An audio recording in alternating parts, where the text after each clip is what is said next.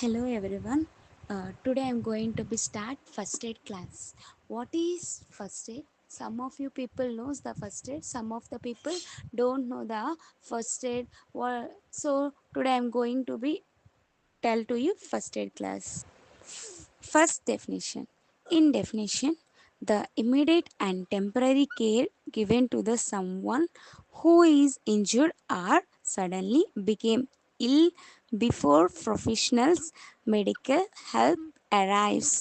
It means that if any one person is immediately falls from the sudden heart attack or high bp level, example that people are suddenly fallen means, then the who are not professional in nursing, that persons will before arrival, that persons can give the care, simple care.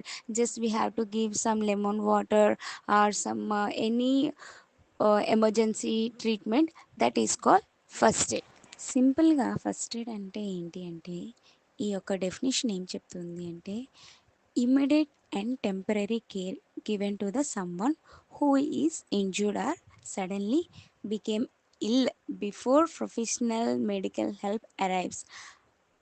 It's means ఎవరైతే person ఏ ఇంజురీతో కానీ ఏదైనా ఇల్నెస్తో కానీ అక్కడ వాళ్ళు సడన్గా ఇల్లు వచ్చిందంటే, అంటే వాళ్ళకి ఏదైనా హెల్త్ అనేది అప్సెట్ అంటే, ఎగ్జాంపుల్ బ్లడ్ ప్రెషర్ అనేది ఇంక్రీజ్ అవ్వడం, హార్ట్ అటాక్ ఇంక్రీజ్ అవ్వడం, ఆ టైంలో పక్కన ప్రొఫెషనల్స్ ఉండరు కదా, ఆ టైంలో ఏంటి అంటే అదర్ పర్సన్స్ ఎడ్యుకేటెడ్ అవ్వచ్చు, అన్ఎడ్యుకేటెడ్ అవ్వచ్చు, ఎవరైనా కూడా వాళ్ళకి కొంత కేర్ అనేది ఇచ్చేదాన్ని, అంటే అక్కడ మనము ప్రొఫెషనల్స్ రాకముందే మనము కేర్ ఇచ్చేదాన్ని ఏమంటారంటే ఫస్ట్ ఎయిడ్ అని అంటారు. Next we have to see aims.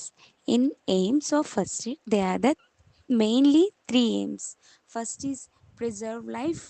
Next, second one is prevent further injury. Third one is promote recovery. Some others also there, that is provide pain relief, provide reassurance. So first one is preserve life. Preserve life అంటే ఏంటి? Patient ఎవరినైతే మనం first aid ఇస్తామో వాళ్ళ యొక్క vital science అనేవి check చేసుకుంటూ ఉండాలి.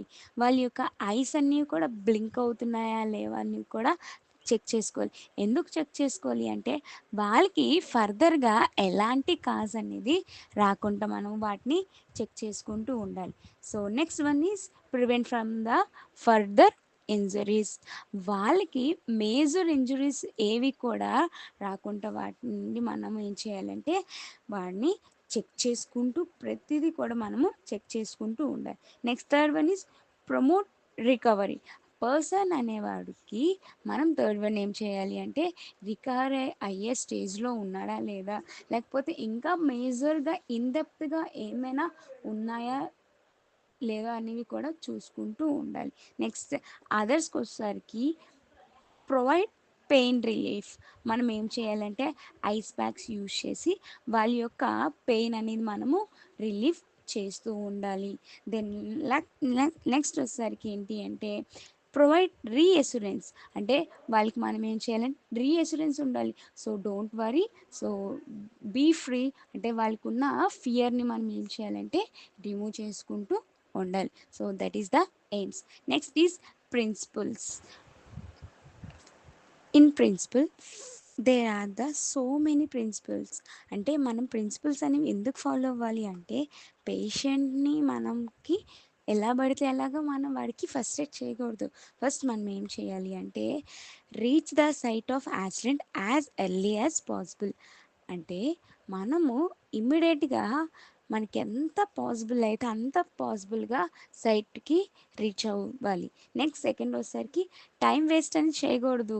వాళ్ళు డిఫరెంట్ అన్నెసెసరీ క్వశ్చన్స్ అడిగి మనం వాళ్ళ యొక్క టైం అనేది వేస్ట్ చేయకూడదు.